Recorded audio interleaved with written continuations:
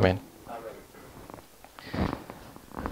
La semana pasada ya fue expuesto desde este lugar un pasaje de este evangelio y nos hablaba el hermano Leo un poco del contexto. Sin embargo, para poder entender de una manera más profunda estos versículos que nosotros acabamos de leer, es necesario que podamos recordar algunas cosas del contexto.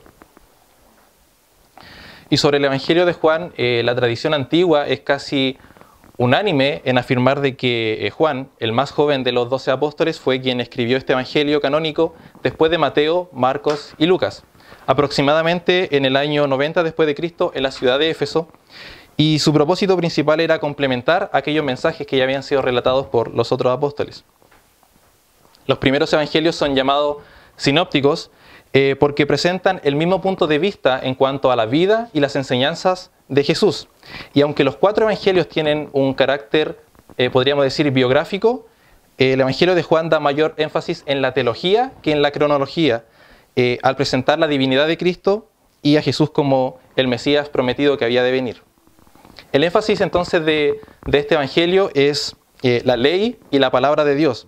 Los fariseos, que eran un grupo religioso predominante en esa época, afirmaban que la ley de Dios apoyaba todo lo que ellos defendían, que la ley de Dios apoyaba lo que ellos enseñaban en las sinagogas. Pero Juan pone un énfasis especial en que Jesús es la palabra, Jesús es el verbo encarnado, cosa que encontramos en el primer capítulo de Juan. Jesús entonces era el mensajero ungido que venía del Padre, por lo tanto rechazar a Jesús era rechazar al Padre. Los judíos que creían en Cristo eran tratados como si su condición de judío fuera puesta en tela de duda, ya que estaban creyendo que Jesús era el que había de venir, contrario a lo que enseñaban los fariseos.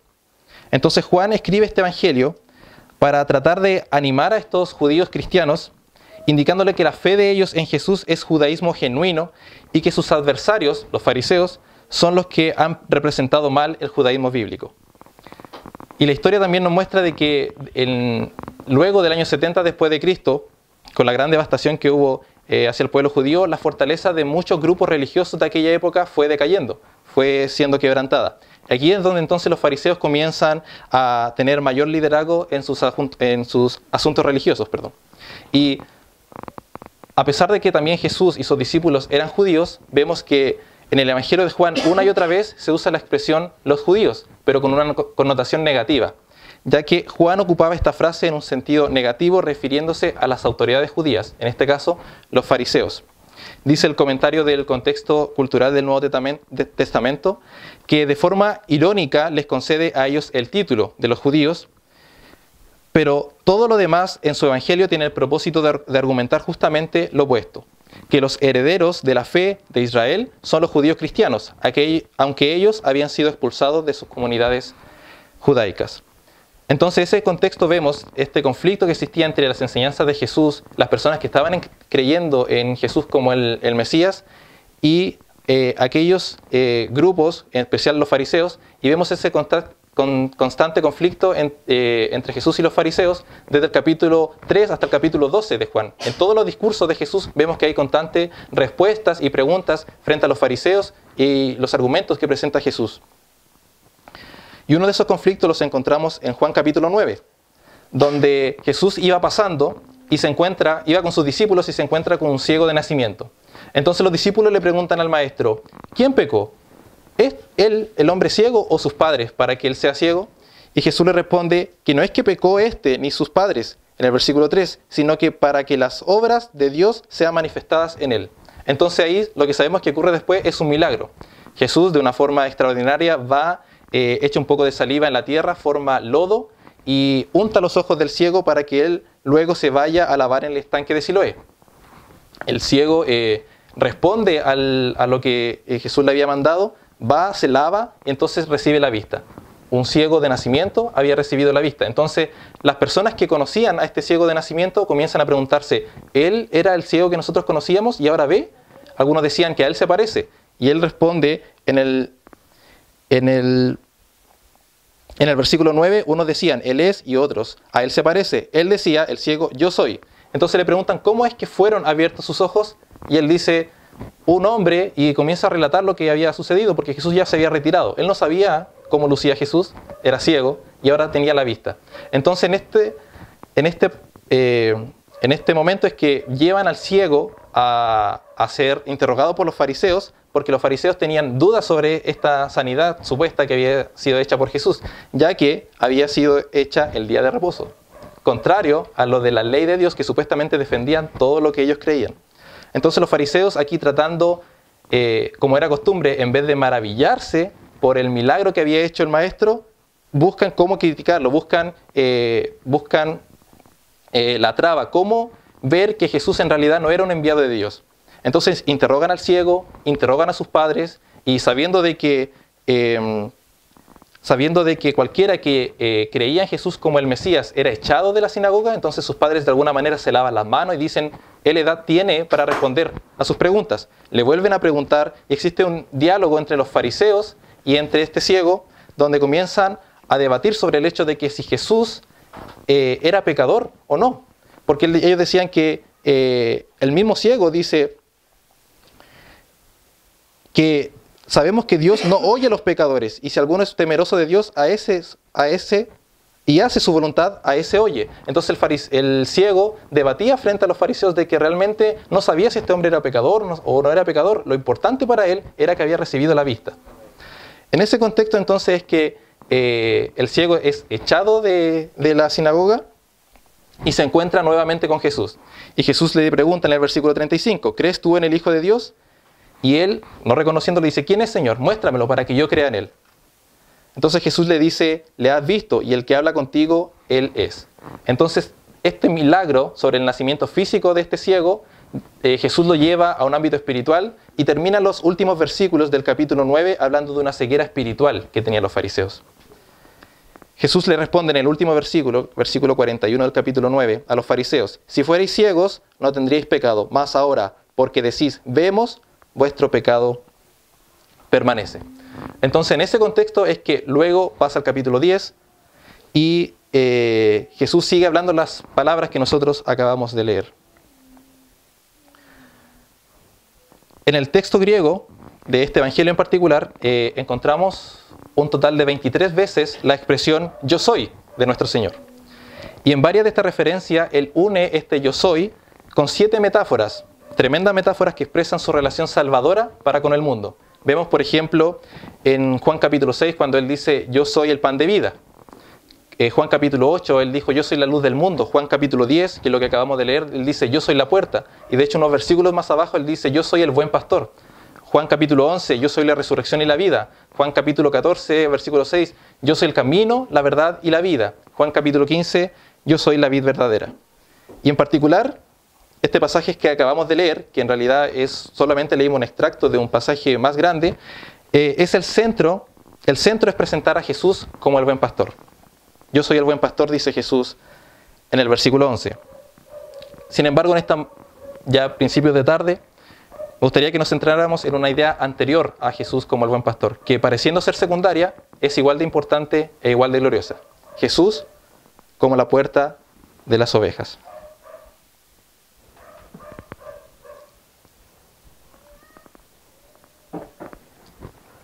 Decía entonces que la predicación la predicación de Jesús acerca del mismo, como el buen pastor, viene siendo relatada desde el capítulo 9, perdón, porque todavía se dirige a las mismas personas. Entonces, el problema del capítulo 9 era que Israel fue guiado por falsos pastores que los desviaron del cristianismo verdadero y de aquel cristianismo que presentaba a Jesús como el que cumplía todas las promesas del Antiguo Testamento. Es por eso que leemos entonces Juan capítulo 10, versículos 1 y 2. De cierto os digo, el que no entra por la puerta en el redil de las ovejas, sino que sube por otra parte, ese es ladrón y salteador. Mas el que entra por la puerta, el pastor de las ovejas es. Comienza diciendo, de cierto os digo, que es el llamado doble amén en arameo, y que aparece muchas veces también en este evangelio, y era para introducir una conclusión respecto a las palabras que ya venían en el capítulo 9, las palabras finales del capítulo 9, hablando de la ceguera espiritual. Como conclusión de eso, él dice, de cierto os digo, y comienza a presentar este cuadro, que en realidad es un cuadro bien conocido para aquella época y no es muy difícil para nosotros poder imaginarlo. el texto nos habla de un redil. Hay personas que suben por otro lado porque los rediles son abiertos y también cercados y tienen una puerta. Y hay personas que suben por otra parte que no es la puerta. Esos son ladrones y salteadores, gente que quiere apoderarse de lo que no es suyo por medio de la fuerza. Sin embargo, hay uno que sí entra por la puerta. Ese es el pastor de las ovejas. Ahora, ¿por qué no podían entrar? ¿Por qué estas personas no entraban por la puerta? Eso nos explica el versículo 3, que dice: a este abre el portero, y las ovejas oyen su voz, y a sus ovejas llama por nombre y las saca. Entonces, estos llamados ladrones y salteadores, en realidad no podían entrar porque había un portero que estaba protegiendo la puerta. Y de hecho la puerta estaba cerrada. Por eso dice: a este abre el portero, al pastor. Entonces las otras personas no podían entrar porque la puerta estaba cerrada y porque estaba siendo protegida por un portero. Además, este versículo nos enseña la íntima relación que tiene el pastor con las ovejas, porque dice: las ovejas oyen su voz, y refiriéndose al pastor, y a sus ovejas llama por nombre y las saca. Entonces, el pastor tiene un conocimiento íntimo con todos aquellos que son sus ovejas. Las ovejas no solamente son aquellos que le oyen, sino aquellos también que le obedecen. Por eso es que él solamente con la voz, las ovejas reconocen la voz, y por medio de esa voz es que él puede sacarlas. Ahora, teniendo estos dos cuadros de personas que tratan de entrar al redil por otras partes que no es la puerta, y el pastor que entra por la puerta, ¿cuál es la respuesta de las ovejas frente a estos dos cuadros? Versículo 4 y versículo 5. Y cuando ha sacado fuera todas las propias, va delante de ellas, y las ovejas le siguen, porque conocen su voz. Mas al extraño no seguirán, sino huirán de él, porque no conocen la voz de los extraños. Era común entonces de que el pastor regresaba todas las mañanas a buscar sus ovejas que había sido guardada en el redil. En el contexto, dejaban a un portero cuidando durante la noche, la puerta estaba cerrada, y dejaban a un portero cuidando las ovejas. Entonces él regresaba todas las mañanas para buscar sus ovejas. Y también era común de que a veces en un mismo redil se guardaba más de un rebaño. Por lo tanto, cuando el pastor iba a buscar sus ovejas, él sacaba solamente las suyas, y las sacaba todas. Cuando ha sacado fuera todas las propias, solamente las suyas, va delante de ellas. El contexto también nos enseña de que en Oriente es común de que los pastores vayan delante de su rebaño guiando, no como ocurre en Occidente, que es común de que los pastores vayan al lado, ayudados de otras personas o también de perros que cumplen esta labor, sino que aquí va delante de ellas. ¿Y cómo lo guía? Por medio de la voz. Entonces la respuesta de las ovejas frente al pastor es que las ovejas responden a ese llamado y le siguen. Sin embargo, aquellos que son extraños, dice el texto, no seguirán. La Biblia textual dice de este texto: de ninguna manera seguirán las ovejas a los extraños, sino que huirán de él, porque no conocen la voz de los extraños. Entonces, teniendo más de un rebaño en un redil, iba el pastor y sacaba solamente las suyas, por medio de la voz. Las ovejas reconocían su voz, y solamente las ovejas de aquel pastor era que seguían y podía sacarlas. Y las ovejas que desconocían esta voz, simplemente de ninguna manera lo iban a seguir, sino que iban a huir de él. Este es el cuadro, podríamos decir, de esta primera sección, los primeros 5 versículos que presenta Jesús. ¿Y qué es este cuadro? Dice el versículo 6: esta alegoría les dijo Jesús, pero ellos no entendieron qué era lo que les decía. Una alegoría. Entonces, en esta primera sección, algunos detalles importantes que nosotros debemos considerar. Y es que, como venía diciendo al principio, el pasaje que acabamos de leer es la continuación de Jesús estando con el ciego. De hecho, probablemente se dirigía al mismo grupo de personas, esto es, a los discípulos que estaban con él, probablemente al ciego, a menos que se haya ido, cosa que el texto no nos dice. Estaba Cristo mismo en este cuadro, estaban los fariseos y probablemente otros judíos. Por lo tanto, se dirige a este grupo de personas, y es extraño que estas personas no entendiesen lo que Jesús acababa de decir, porque de hecho todas estas figuras que él ha dicho en su alegoría eran comunes en el Antiguo Testamento. Vemos, por ejemplo, la idea de Jehová como un pastor, como el pastor de Israel y también de cada creyente, en el conocido Salmo 23, Jehová mi pastor, nada me faltará, en lugares de delicados pastos me hará descansar, junto a aguas de reposo me pastoreará. La idea del Jehová como pastor era conocida en el Antiguo Testamento. Salmo 79:13 dice, y nosotros, pueblo tuyo y ovejas de tu prado. Entonces estas figuras ya eran conocidas del Antiguo Testamento. La idea también de un pastor bueno, de corazón tierno y amoroso, la podemos ver, por ejemplo, en Isaías capítulo 40, versículo 11.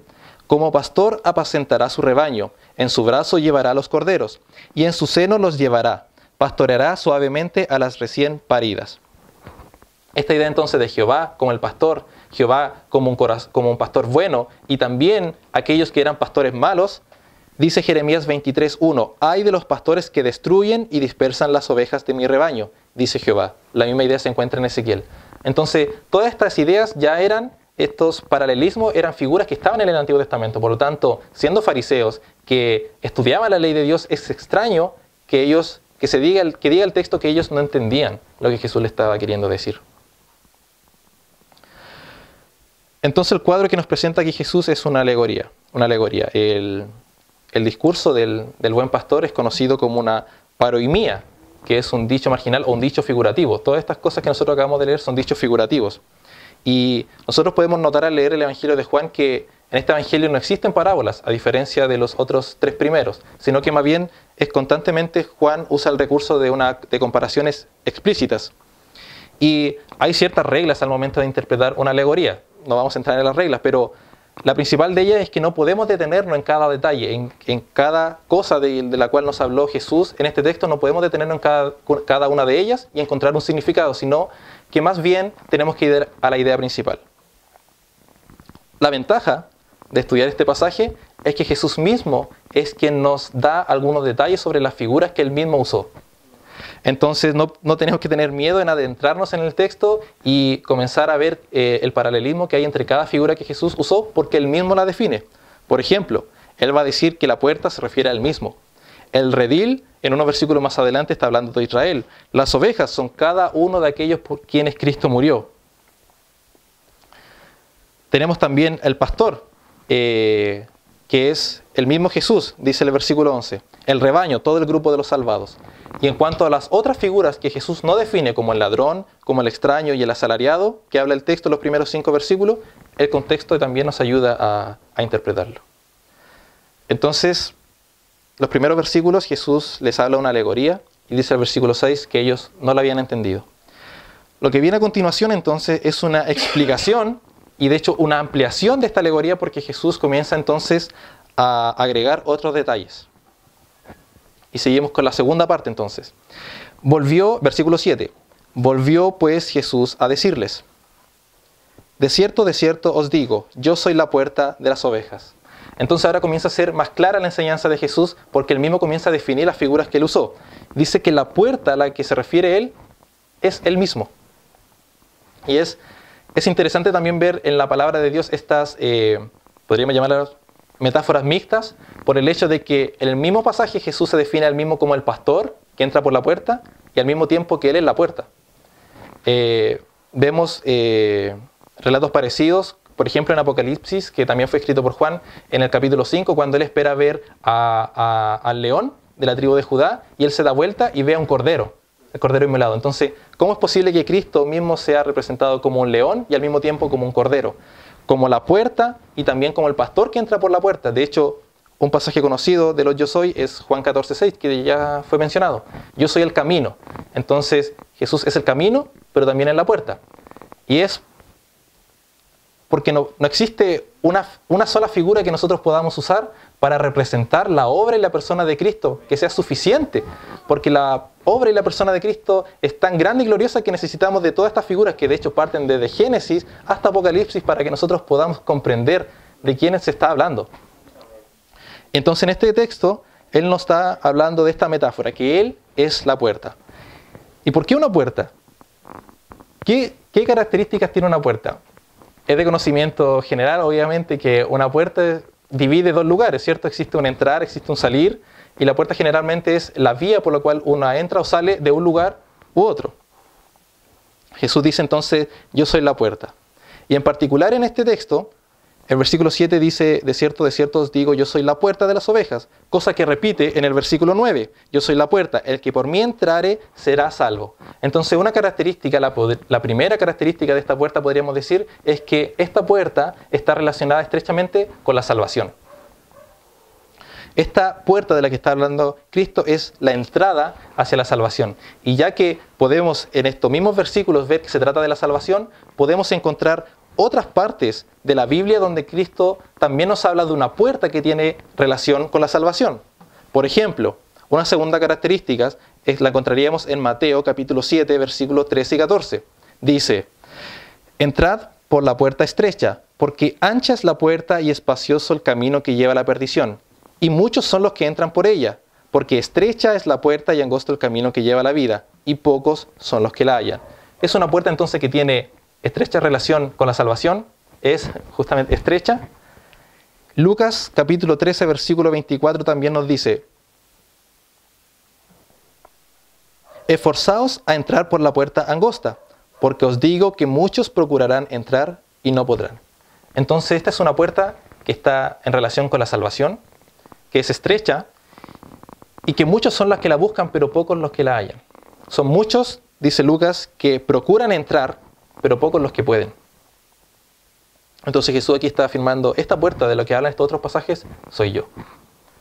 Ahora, ¿qué tiene que decir Jesús respecto a las otras figuras que él usó en esta alegoría? Dice el versículo 8. Todos los que antes de mí vinieron, ladrones son y salteadores, pero no los oyeron las ovejas. Dice Jesús entonces que los que vinieron antes de él son otras personas que también trataron de guiar al pueblo de Dios, pero con fines malos. Proclamaron a sí mismo que eran la salida, que eran el camino hacia la salvación. Sin embargo, eran ladrones, dice el texto. Y en particular aquí se está refiriendo a los fariseos. El problema que relatamos en Juan 9, que el problema que existía era que ellos trataban de guiar al pueblo de Israel, sin embargo, no por el verdadero camino que era Cristo, no por la puerta que era Cristo. Entonces estos ladrones, dice, todos los que vinieron antes de mí, ladrones son y salteadores, pero las ovejas no la oyeron. Cristo teniendo siempre un rebaño, podríamos decir, que son parte de su pueblo, siempre estos han permanecido en el tiempo y nunca oyen la voz de los extraños. El contexto indica entonces que estos ladrones eran los fariseos. ¿Qué sucede si nosotros seguimos al pastor? O más bien, en la figura que nosotros estamos viendo más profundamente a Cristo como la puerta, ¿qué sucede si nosotros entramos por la puerta? Y vemos el versículo 9, la respuesta. Yo soy la puerta, vuelve a decir Cristo, el que por mí entrare será salvo, y entrará y saldrá y hallará pastos. Nuevamente entonces hace hincapié en que Él es la puerta. Y ahora si llegáramos a cruzar, ¿qué encontraremos? Salvación, libertad del pecado y de la muerte y paz con Dios. Porque conociendo el Evangelio y conociendo que el hombre está en conflicto con Dios, la única forma de reconciliarnos con Él es por medio de Cristo. Él es la puerta, en que el que entrare por Él será salvo. Y llegamos al último versículo, que es como una especie de conclusión, en el sentido de que nos relata qué es lo que viene a ser el ladrón y qué es lo que viene a ser el pastor. Dice el versículo 10, el ladrón no viene sino para hurtar, para matar y para destruir. Yo, el pastor, he venido para que tengan vida y para que la tengan en abundancia. Entonces, ¿qué significa ser salvo? Este texto nos dice que ser salvo se refiere a tener vida y tenerla en abundancia. William Hendrickson, comentando este pasaje, dice que no solamente la vida es uno de los oficios que nosotros recibimos en abundancia al haber cruzado esta puerta, sino también tenemos abundancia de gracia, como nos dice Romanos capítulo 5, versículo 17. Pues si por la transgresión de uno solo reinó la muerte, mucho más reinarán en vida por uno solo, Jesucristo, los que reciben la abundancia de la gracia y el don de la justicia. Vida abundante, gracia abundante, también gozo abundante. Dice 2 de Corintios capítulo 8, versículo 2, que en grande prueba y tribulación la abundancia de gozo, termina diciendo el texto, abundaron en riqueza de su generosidad. Vida abundante, gracia abundante, gozo abundante y también paz abundante. Jeremías capítulo 33, versículo 6.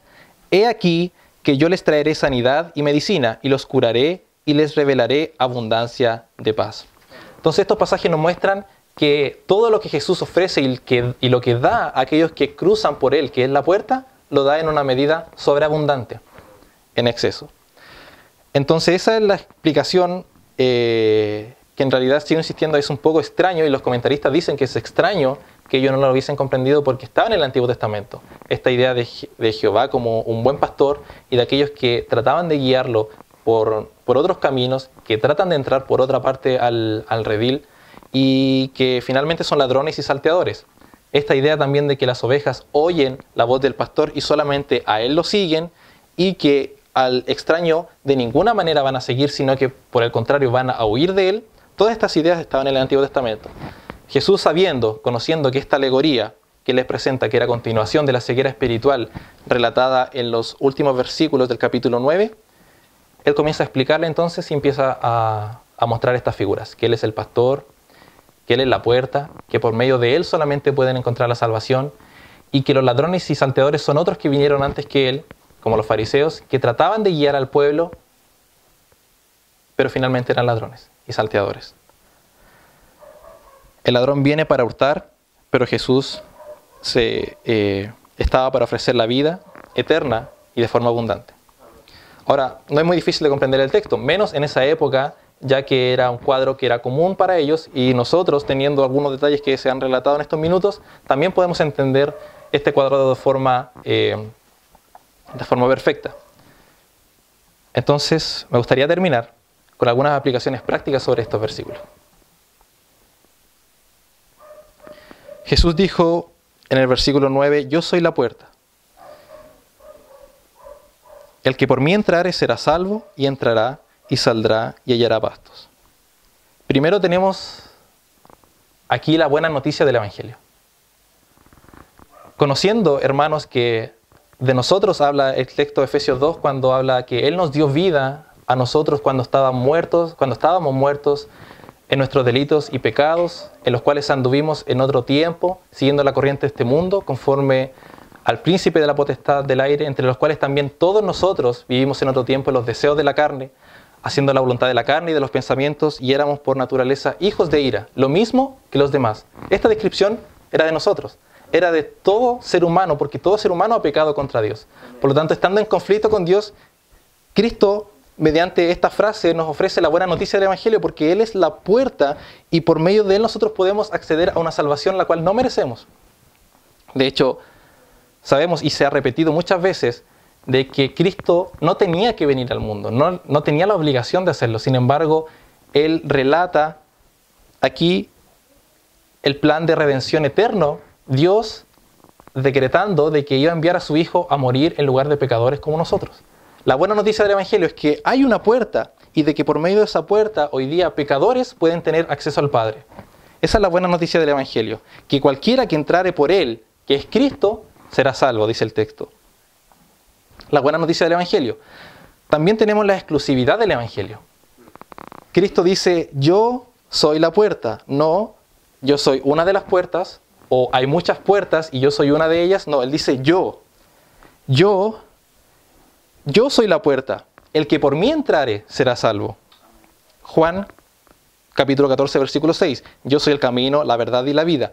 Nadie viene al Padre si no es por mí. Entonces, algunos tratan de guiar al pueblo de Dios, pero por caminos que no son Cristo, por caminos que no son los que ha sido trazado por Cristo o por la palabra de Dios, que tratan de entrar por la puerta que no es Cristo. Y eso dice el texto que son ladrones y son salteadores. Aquellos que tratan de diluir el Evangelio, o aquellos que tratan de ganar ovejas con otros fines que no sean la gloria de Dios, son llamados ladrones y salteadores en esta alegoría. Muchos son los que tratan de no entrar por la puerta, pero nosotros vemos que la exclusividad del Evangelio dice que solamente por medio de Cristo uno tiene acceso al Padre, solamente por medio de Cristo uno puede entrar y tener salvación. Muchos van a tratar de alcanzar a Dios o tener acceso al Padre por medio de las obras, por medio de méritos, por medio de confiar en otras cosas fuera de Cristo. Pero el texto nos dice nuevamente, yo soy la puerta, y Él saldrá, y Él es quien hallará pastos. La buena noticia del Evangelio, la exclusividad del Evangelio. También tenemos la dificultad del Evangelio. ¿Por qué es que muchos buscan esta puerta y pocos la hallan? Es porque simplemente están buscando en otro lugar fuera de Cristo. Dice Juan capítulo 5, versículo 40, Jesús hablando, y no queréis venir a mí para que tengáis vida. Jesús como la puerta de la salvación está ofrecida, y cualquiera que cree en Él será salvo. Todos pueden entrar por esta puerta. Sin embargo, Cristo mismo dice que no quieren venir a mí para que tengáis vida. Solamente en Él podemos encontrar la vida. Por eso el texto dice que muchos son los que buscan esta puerta. Muchos son los que buscan la salvación porque todos quieren ir al cielo. Como dice Paul Washer, pero nadie quiere que Dios esté ahí cuando lleguemos a ese lugar. Entonces todos queriendo, nadie va a querer ir al infierno, pero buscan esta salvación, buscan ir al cielo por medio de otras cosas fuera de Cristo, que es la puerta. La buena noticia del Evangelio, la exclusividad del Evangelio, solamente Cristo es la puerta, y la dificultad del Evangelio. Muchos son los que procuran alcanzar la salvación. Muchos son los que procuran entrar por la puerta, pero Lucas 13:24 nos dice que hay que esforzarse por entrar por esta puerta estrecha, por esta puerta angosta. Porque os digo que muchos procurarán entrar y no podrán. Y no podrán hacerlo. Cristo se presenta entonces como una puerta abierta, teniendo presente que esta salvación está ofrecida aún hoy día, incluso para el mayor de los pecadores. Cristo se ofrece a Él mismo como una puerta abierta para que por medio de Él, por medio de la fe, nosotros podamos cruzar y hallar estos pastos que habla el texto, hallar la salvación. Es por eso que, hermanos, mi ruego era que estas palabras nos ayudaran a recordar de que solamente por medio de Cristo es que nosotros hemos encontrado el descanso. Solamente por medio de Él es que nosotros hemos podido llegar a estos pastos delicados y descansar. Solamente por medio de Él es que hemos encontrado la vida abundante, la paz abundante, la gracia abundante y el gozo abundante. Beneficios que ciertamente podremos disfrutar de una manera plena cuando Él venga y nosotros estemos con Él. Pero beneficios que ya podemos disfrutar ahora. Ya podemos disfrutar de una vida abundante, de un gozo abundante. La paz, estar en paz con Dios, es tener paz abundante. Y la gracia abundante que sabemos que ha sido derramada en nosotros, porque Dios tiene misericordia de nosotros todos los días y ha derramado su gracia en nosotros. Entonces debemos disfrutar de la vida, el gozo y la paz abundante que Dios nos ha dado. Pero siempre también, hermanos, la palabra está dirigida a aquellos que todavía dudan de cuál es su estado eterno o qué es lo que le espera en la eternidad. Y ellos también, Cristo vuelve y se ofrece como de una forma cariñosa, de una forma dulce, como una entrada abierta que existe hoy en día para el mayor de los pecadores. Cualquiera puede encontrar la puerta de Cristo, pero es por medio solamente de Cristo, porque muchos van a buscar esta puerta y no van a entrar por ella, porque van a querer entrar por otro lado.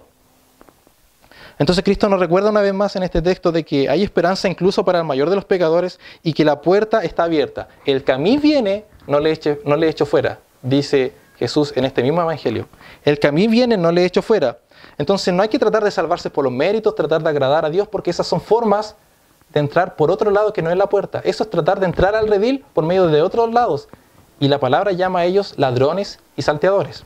Cristo entonces nos viene a ofrecer la salvación solamente entrando por la puerta, que es por medio de Él, de forma como una noticia buena, como una forma exclusiva. Y es difícil, sí, el texto nos llama a esforzarnos. Pero Cristo está ofreciendo la puerta abierta para cualquiera que por medio de la fe del arrepentimiento quiera entrar en Él. Así que el Señor nos ayude. Ese ha sido el mensaje de hoy. Les invito a orar.